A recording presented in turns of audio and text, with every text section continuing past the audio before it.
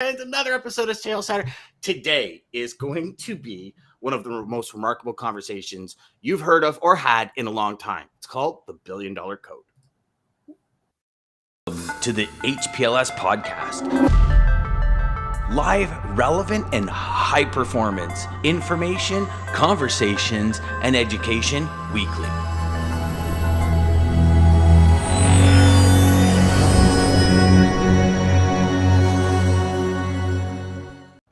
Hey, everybody. Okay, so we have Lisa coming in hot. Jeff Lisa coming in hot here. And then Jeff right behind. Good morning, Jeff. Good morning, Lisa. Y'all, we have a amazing show today. Say that word again. Just say that word again, because the $1 billion code. The $1 billion code. And here's the reason why. When you start a company and you want to get to a certain point, leadership is the key. How do you guide your team? And our guest today, Chuck Snow, the founder of Traffix, is that person to tell us. Chuck, thank you so much for being here, my friend. After our conversation setting up today's call, just you blew my mind with your beliefs, your strategy, your perspective, and the desire to help serve your entire company, which I believe a true leader is. So thank you. Yes. That's what it's all about. You're quite welcome. I think that's the only way you could get to $1 billion too. So, yeah, I mean, you got to think, right? You surround yourself with the best people.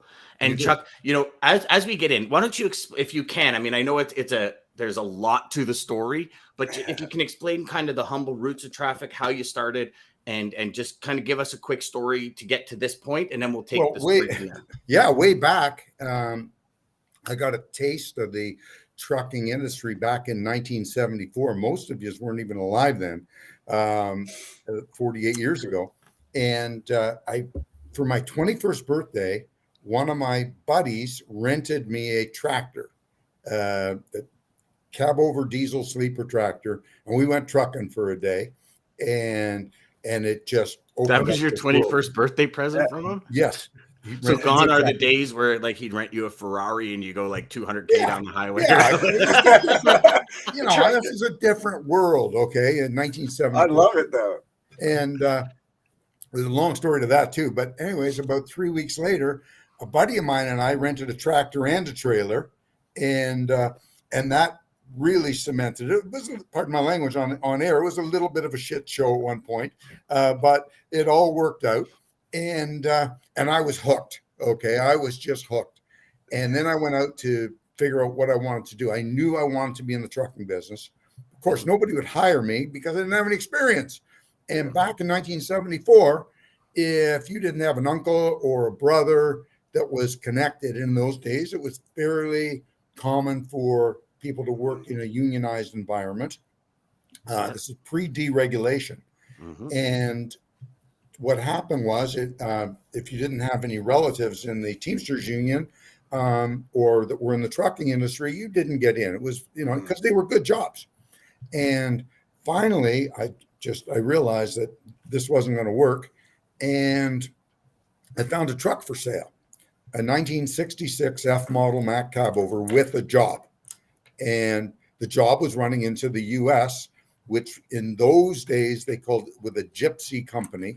And what they did was they circumvented the very strict transportation laws. This is pre-deregulation.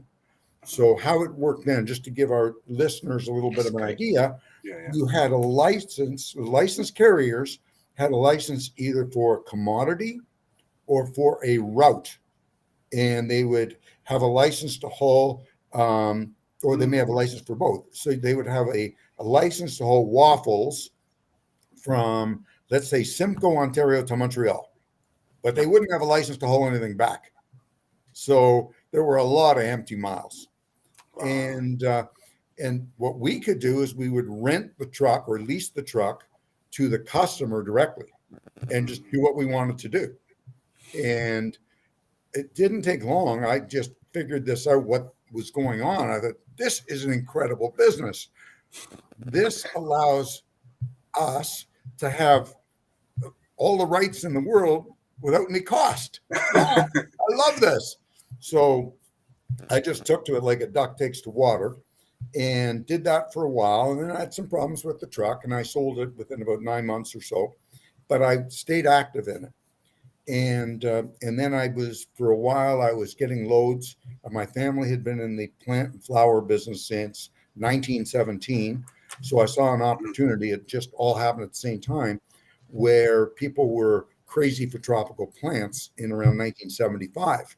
There was a boom. They wanted greenery in their homes.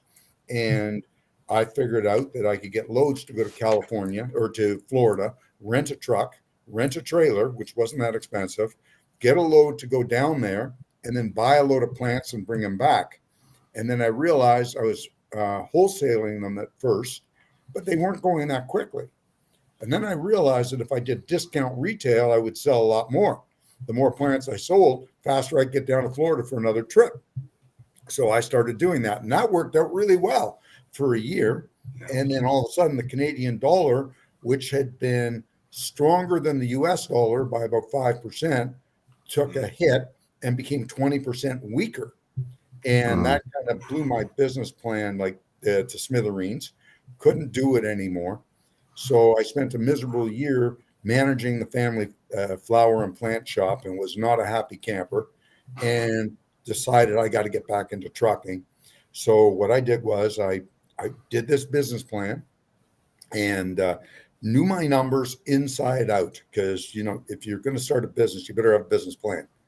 And started this little trucking company with one truck, one trailer, one driver, and within a year I think I had 12 trucks by the time we finished the year out.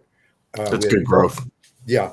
And they were all rental trucks. I didn't own a thing. I was just using rental trucks, rental trailers, and we had picked up the Commodore computer account along the way, which is a great story, which I'll do on another show maybe. But it's when you are prepared and opportunity hits you, that's when they collide, that's when you have success. And that's what happened. Anyways, I picked up a load a day, one load a day going to California, one load a day coming back. And along with, those 5-gallon gasoline cans, the red ones you fill up your lawnmower with. Well, there was one major player in that sector called Scepter Manufacturing, and this was during the gasoline shortage. So we made a lot of money. The gasoline shortage of I think it was 1979. And then one day, my first business partner, Peter, and I were talking, and we were having a lot of problems with drivers even back then. And he said, what about us just becoming brokers? And now brokerage was fairly new in those days. It was a new concept. In Canada, there were no large brokers. In the US, they were just, C.H. Robinson had been around for years and years and years already, but they were mostly exempt commodities. And as were most brokers. And then what brokers that didn't handle exempt commodities did was they would actually broker freight for carriers, and they would do something called trip leasing, where they would get a truck and you would run under that carrier's authority in the US. That's how the Americans worked it. And the brokers kind of took a little piece out of that. And Peter said, what about opening up a brokerage here? And I said, I think that's a great idea. We don't have to deal with these guys directly. And we started up. We figured out a name. I came up with the name Traffix, which I told you before, Dan. It's a long, long story, but I'll make it really quickly. I'll make it real quick. What happened was we picked the name Traffix, and I was open my first day of business. I was in the office, and I answered the phone. Good morning, Traffix. I'm so excited. I'm 26 years old. I've got this brokerage. Now, there had been some brokerages in Canada, but they were basement operations, and we were bringing this into the boardroom, and which we did. But anyways, it was like my third call of the day, and it was a gentleman named Gordy Young who had been in the, he was in the trucking business, and he called me because everybody knew me from the asset side. Yeah. And I answered, good morning, Traffix. And he said, what did you say? And I said, Traffix. He said, how do you spell that? And I spelled Traffix. And Gord said, you can't use that name. I said, why? He says, well, number one, I owned a company called Traffix. It's in Brantford. I sold it. They had the worst case of illegal trucking with the Ontario Department of Transport you'd ever want to see. It made case law. And there's still and oh no, I just bought this sign and stationery and all this stuff. Oh my goodness. So I thanked them. I called Traffix and I said, do you do trucking? Oh no, we just do warehousing.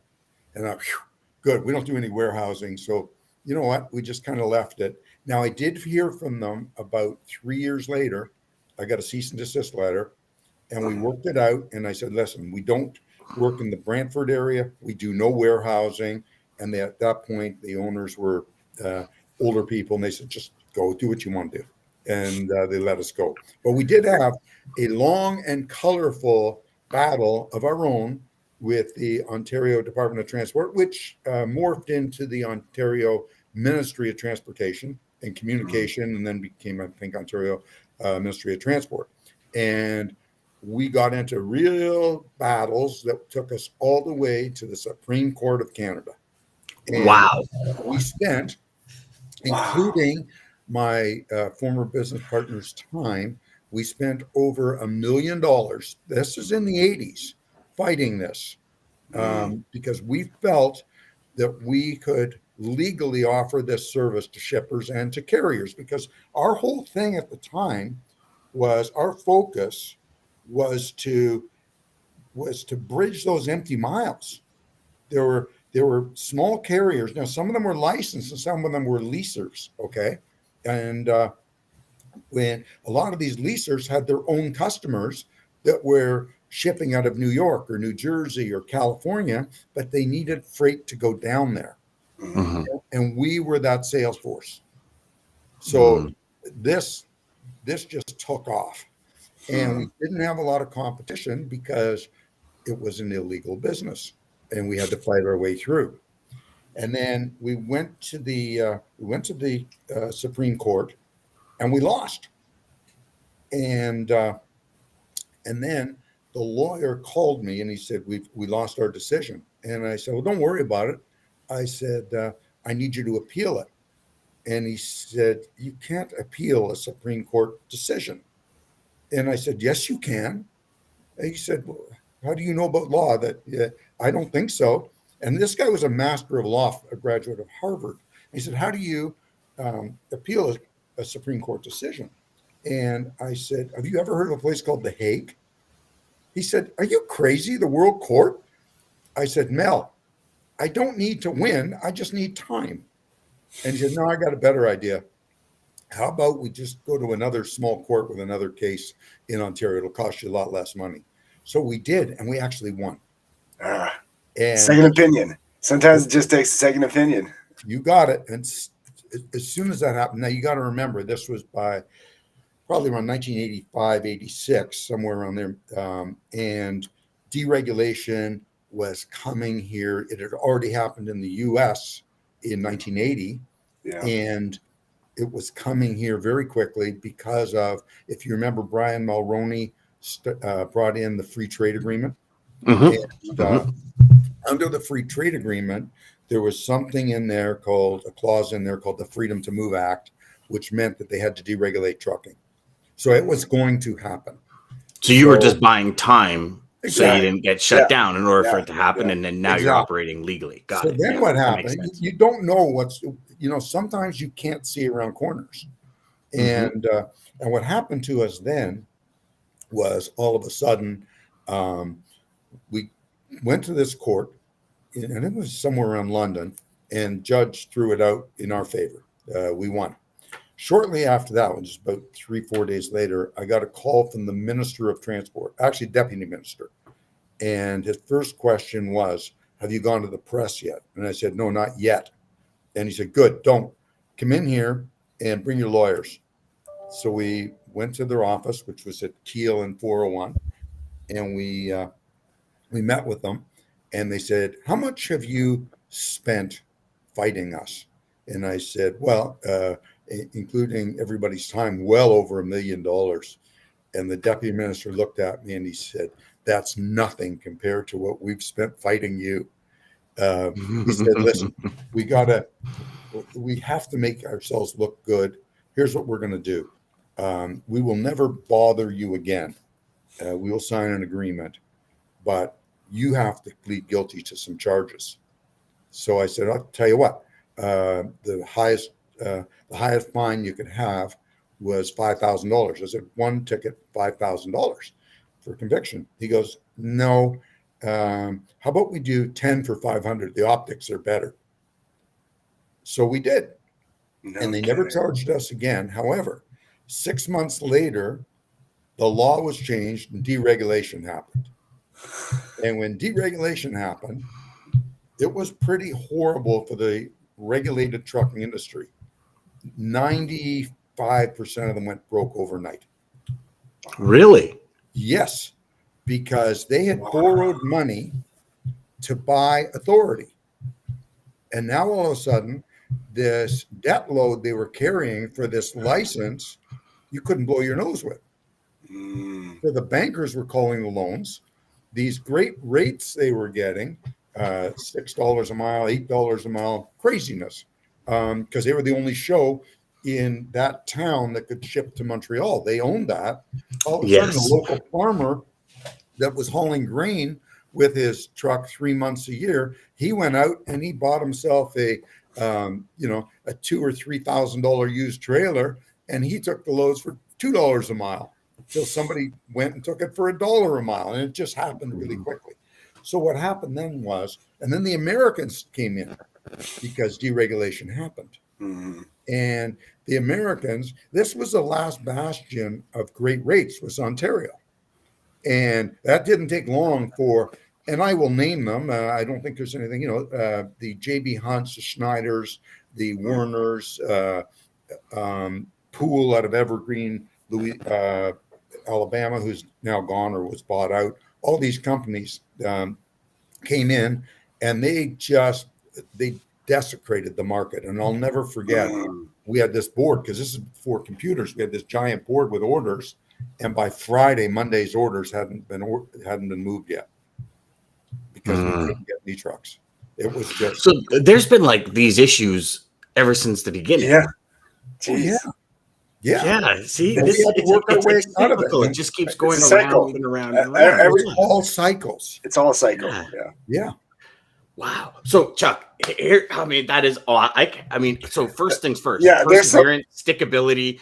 There's a lot of value in what you just said. When you truly believe in something, you go to the ends of earth to make it happen, and that's what real success is.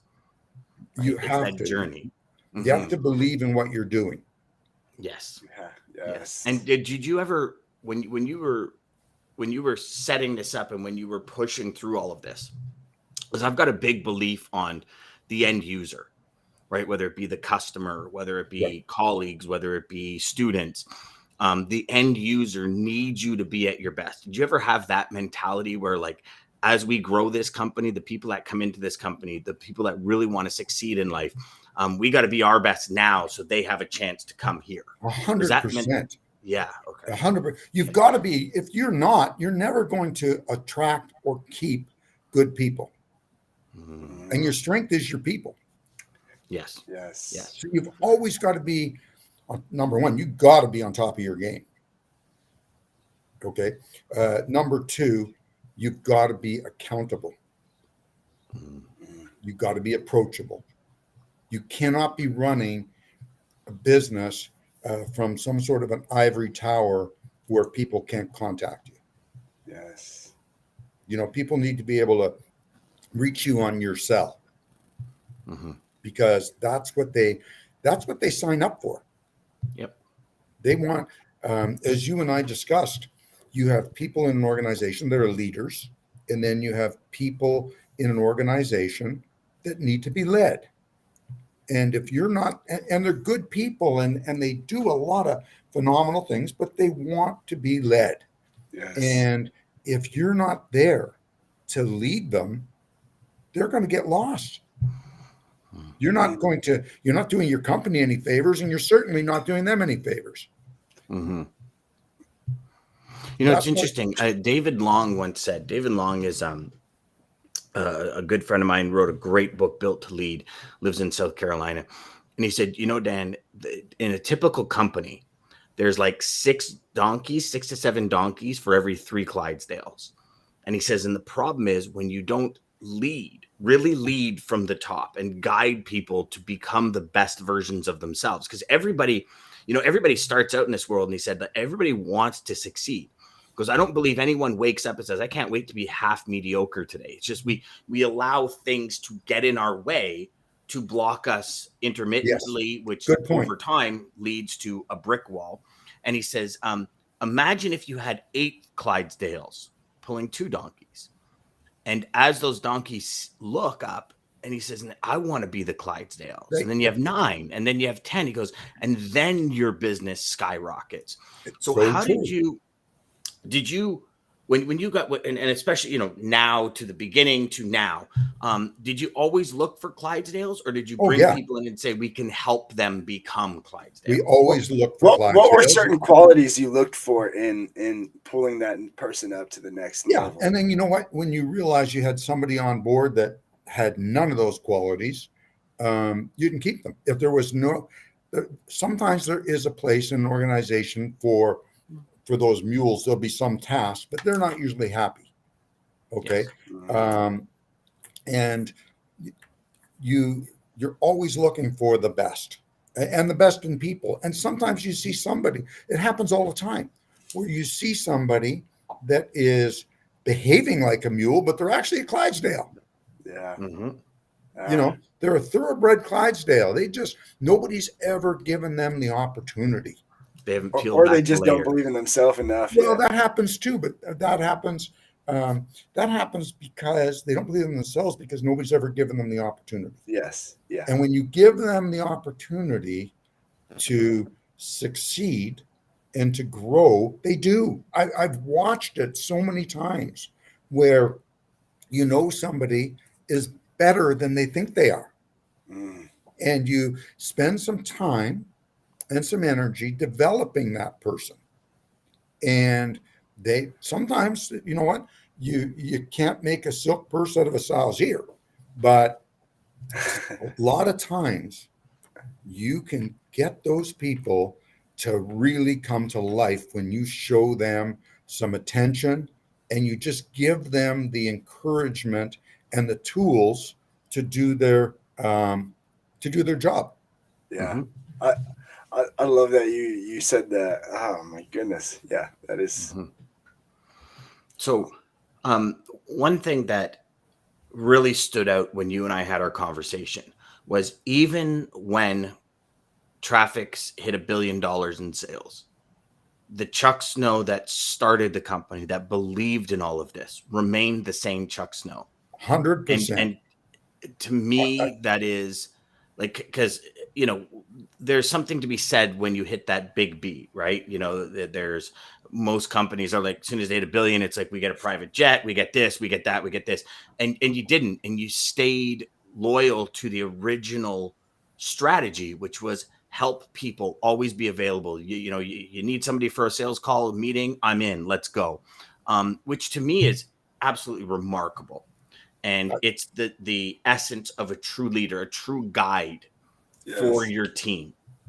You can't, as I said earlier, you can't run these businesses from an ivory tower. You've got to get out into the trenches sometimes. If you look at any great leaders, they went out in the trenches. And that's part of it. Look at Abe Lincoln. He was right out there in the front. As a matter of fact, one of the guards behind him got shot in the eye because he was right up. Winston Churchill, same thing. These are great leaders. They didn't lead from an ivory tower. Yep. They went out. We're not, we're in a different thing, obviously, but still, I think that good leadership makes themselves available to go and do sales calls with customers, works with various departments within an organization to make them better. And that's how it's done. That's how you build a company. I think another hidden quality that you touched on that clearly, I think, in my opinion, you have, because you were strong about talking about the people you found talent in that they didn't believe themselves, but you were able to see it. I guess tell one of your greatest stories of somebody you didn't like. You could tell they had more talent than they were actually putting out. Basically, that mule that you turned into a Clydesdale. It seems like that's clearly was one of your driving passions of what helped with the success of Traffix, and I think that's kind of just one of those qualities of a great leader is finding that hidden talent and morphing them into something more than they even thought they could be. You're right, DJ, because you can't always just go out and recruit that talent. Yes. Sometimes you need to bring in the raw talent and develop it. Oh yeah, there's hidden talent and there's things locked up inside each and all of us. It's a great guide, a great leader that helps you break open. Nick actually said something really cool here. He said, you see this a lot in sports when a team gets a different coach. Sometimes a player that was written off because a star player, because the coach had a different plan for that person, becoming a Clydesdale from being a mule. And these players all of a sudden turn it up, and all of a sudden, like, where did they come from? Oh, they've been on the team for like 3 years. It's like, what? And now they're thriving because they thrive into that. It kind of goes back to school as well, right? Certain teachers were, I mean, for me anyways, like, can only speak for me. I hated school. I'm a grade 9 dropout, but certain teachers I still remember to this day because they were awesome teachers, and I love that subject. And so I remember all 2 of them.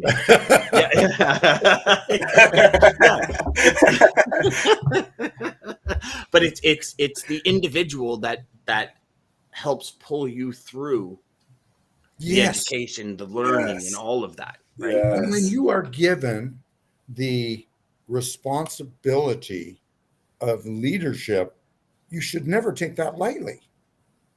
I agree. It's the Spider-Man. It's the Spider-Man quote. With great responsibility comes great, or with great power comes great responsibility. Yes. And it's so true. So your responsibility as a leader is to bring out the best in your people. It's pretty simple. So if you can give us 5 things that you do to bring out the best in people. I know you kind of named 3 already, but if you can share 5 things you do, Chuck, that bring out the best in people that you found work best with building a team globally with Traffix. Number 1, talk to them. That's most important. Number 2, listen to them. Number 3, work with them. Number 4, really get into put them in a team environment and see where they fit in. And then number 5, just keep checking your work. Don't just set it and forget it, because you have to come back. It's no different than that teacher that gives a child or a student an assignment and said, go and find out why maple trees lose their leaves in the fall, and that's it. It's a teacher that works with that child. Yeah. Going through teaching them how to research properly, teaching them how and not to explain things. One of the things I find that is it's rampant in this industry is lack of training. Yes. It's just like, and it's not just, it's on the asset side as well as on the non-asset side. It is just, now I realize there's been a huge push to add people to the industry in the last 24 months or 30 months. But the lack of training gets people to where they are, gives them their problems. If you spend the time training your people, look at all great organizations spend time and resources on training their people. You don't just bring in kids and young people from college and say, here's a seat, go and sell freight. And, third day on the job, somebody says, ask them, is it and it's usually in carrier sales, that's where they put them, or brokerage. And a carrier will say to the sales or to the carrier salesperson, is that a flatbed, a dry, or reefer? What's that? I've actually had that conversation, because you got to remember, at Traffix, I have worn, I'm not going to say I've worn every hat here, because there's a lot of new hats here, especially in IT, that were never here before. You have to remember, when we started, the only IT we had was a photocopier and an adding machine and a fax machine with a roll of paper in it. Exactly. We didn't even have, I'll tell you a funny story. We didn't even have a fax machine when we started. And I remember going on holidays and coming back. In those days, my partner at the time and I used to, we had young families. We did this for a couple of years. We would take a month off each, because he had a cottage and I had a motorcycle and a rural property. And we would each take a month, but we would bridge it by 1 week in between. And I came back after my month, and there's this machine there that is, it's 3.5 feet long, and it's got a roll on it that looks like a small, tight roll of paper towels. And I said, Wally, what is this thing? And he said, oh, it's called a fax machine. And I said, what do you do with it? And he goes, you get faxes from people. And I said, what, faxes? What's a fax? He goes, oh, it's a message. And I go, do we get a lot of faxes? He goes, no, we haven't gotten too many yet. I said, how much was it? He said, $5,000. And this is like 1986 or something. And I just shook my head and okay. And I got to say, that was the first technology that was a real game changer for the broker and the carrier. Because we used to have to phone all these carriers and ask them where they had trucks, or they would have to phone us and tell us where they were going to be. And we kept a board of who was going to be where, and we would just pick off inventory as loads became available. So, it just, things have changed. Yeah. And especially nowadays, IT, it looked nothing like what it did even 20 something years ago when I got in. It was, it's IT is a whole different game right now. So I can imagine you don't want to wear those hats, because that would be a serious learning curve. Yeah. You know what? Yeah, I'm good. Yeah. Exactly. Really, the 3PL industry has truly become a tech play now. Yes. You got to have a huge tech stack in order to compete in today's day. Yeah. And a lot of, unfortunately, an awful lot of smaller brokers that have good businesses are being forced to either sell or to do something because they don't want to invest the money in technology. You have they're going to kind of stay at that plateau that they're at typically. Well, they know they can't. Customers they're with. Yeah. One of the things that's happening, Dan, is customers are starting to, and they've been doing it for a while. We've seen this for the last 15 years anyways. Customers are demanding more and more from their suppliers as far as tech. And if you're not willing, and tech's not cheap, and if you're not willing to spend $500,000 or $1 million to upgrade depending on what your customers want, but if you're not willing to spend that, then they're not willing to use you anymore. It's not that they don't like you. That's what in turn, that's what their customers are demanding. Yep. Is it fair to say the people that will not invest that to go to that next level could potentially be the next blockbusters? I mean, and that's going on all over. Yeah, these smaller. It's actually a great analogy, DJ. Yeah, you have small brokers all over North America that some of them they're not tiny, but they're they can be $30 or $50 million brokerage houses that are owned by people in their 60s that are going, you know what, I really don't want to spend $1 million right now. Sell the business and retire and enjoy. Exactly, and that's what they're doing. And there's amazing. We'll get to a couple of comments here before we get going. So Nick, again, make them feel valued and grow their talents, even if that means they move on from your company. You owe it to them. They have helped build your company. And I think that, to me, that's one of the reasons being in sales training. One of the biggest things that I hear from people is, but if I train them and then they leave, I'm like, well, what if you don't train them and they stay? Like, See, and that's just there's- such the worst mentality too. I mean, so not go, just because you triggered this point.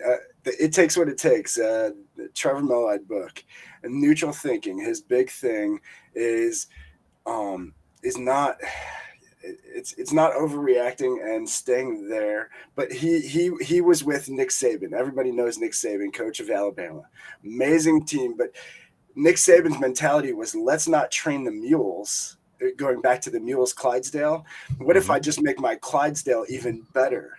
No. And so that's where he went. Was he went to the Clydesdale and raised their level, and it raised everybody around, and that's why you have Alabama winning year after year after year. Yeah, no, you've got to you've got to give those people an opportunity. And you know what? Yes, you are going to. We lose people, and we lose some good people sometimes because the grass is greener on the other side. They're promised a lot of times it's just somebody, it could be somebody being vindictive, which does happen in this business. And we will lose people. And quite often, it's for more money, or it's usually for 99% of the time, it's for more money.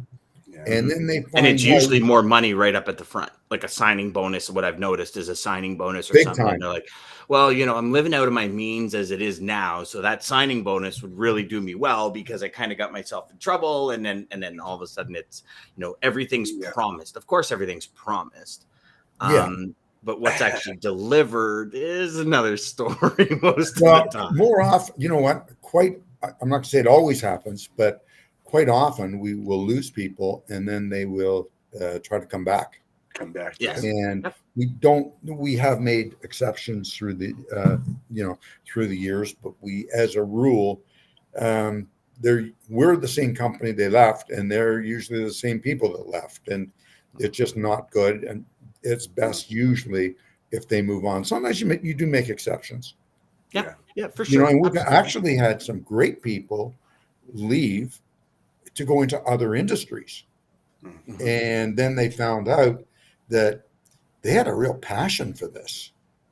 And as you and I talked earlier, Dan, I think that people in the logistics and trucking sectors are sometimes they're stress junkies, and they are.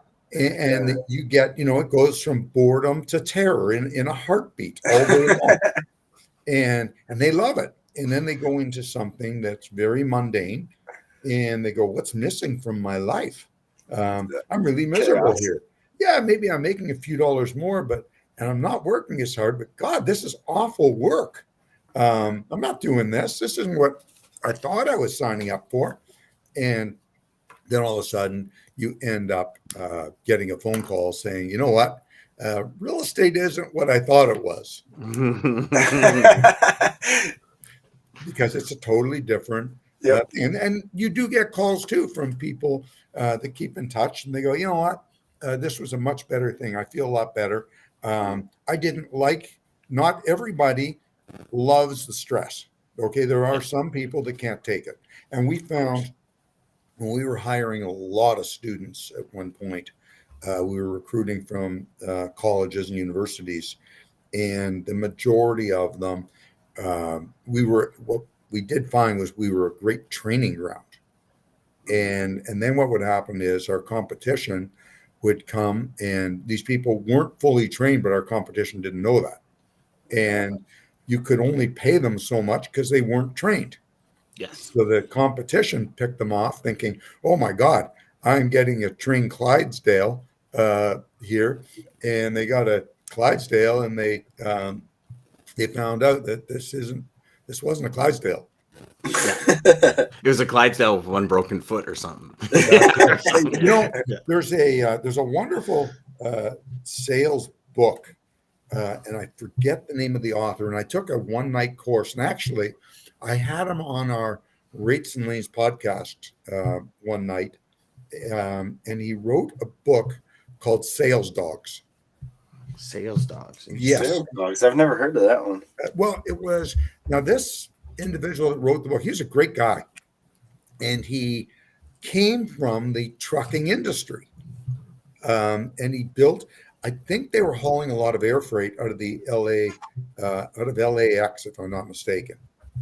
And the book, it's very easy reading. I took the course. It was like a one evening course. I actually brought my whole sales staff many, many years ago. And I was so impressed with the book and with the course that I had him on the show. And one of the things I remember him saying is there are three types of salespeople. You have your pit bull, you have your Labrador retriever, and you have your poodle. And there's a place for all of them. Mm-hmm. And you know, in any sales organization, you have those three. Yep. And you need them all. And you know what? Sometimes you need to parachute the poodle in because he can take over an account or diffuse the situation. Yeah. And sometimes you need to send the pit bull. Mm-hmm. It was always funny. I know we got to get going because we're way over time, DJ. Sorry, but it was always funny because anytime you would see somebody leave a company, the pit bulls would come out, and they'd always send the pit bulls in to close the account and keep the account when the person left. And yeah, you're right, because there is certain times you need everyone. Wrong doesn't always work. Yeah. No, 100%. I mean, that's my one of those good friend cases. Bobby is a perfect example of that. That's one of those cases of not knowing who you're dealing with, not knowing your customer. Yeah, agreed. Yeah. Oh, this is so good. Oh my! The big question is, DJ, did you see the conversation going this way, and does your quote match the goal? Listen. I will be completely transparent and honest. I cheated. I went to a leadership Simon Sinek quote because I just love Simon so much. Because you knew it was about leadership. Got it. And I knew. I mean, come on. He went to $1 billion. The only way you get there is by being a good leader. So I don't care how good you are. I do need to say something. I was not the only one in leadership at Traffix. We had, I had blessed with 4 incredible partners, and each one of them brought their own set of unique and strong talents. Okay, that's number one. And then those leaders, everybody had their own people that worked with them, were right beside them, and they were incredible leaders. So it was, to get to this number, it's all about leadership. Yes. You are the sum of the 5 people you hang around with the most. Isn't that the truth? Yes. Bingo. So thank you, everybody, for joining us. Thank you, Chuck, for coming on. And hopefully you will come on again. I know you said you'll mention that story in another show, so maybe we'll do that. Love to do it. A lot of fun. Thank you so much. Thank you to American Logistics Interior Trucking for making this possible. Again, Sales Chatter Live, guys, Monday through Friday, 9 a.m. till 9:30 Eastern Standard Time. If we don't go over, because the show is so great, like today, thanks you, Chuck, for going over with us, and everybody who did stay. If you are watching the replay on YouTube, like and subscribe, hit the little bell, do all the fun stuff so that you catch us next time when we are live. Again, Monday through Friday, 9 a.m. till 9:30. Don't miss tomorrow, Triple D Day, guys. Data Day. Data Day. We're going to talk about oil. We're going to talk about fuel. We're going to talk about flatbeds. We got a whole bunch of data to share with you. Don't miss it. That's right. Don't miss it. And the quote to take us out, guys. Simon Sinek, like I mentioned, great leaders must have 2 things: a vision of the world that does not yet exist, and the ability to communicate that vision clearly. Touche. Well put. To the HPLS podcast. Live, relevant, and high performance information, conversation.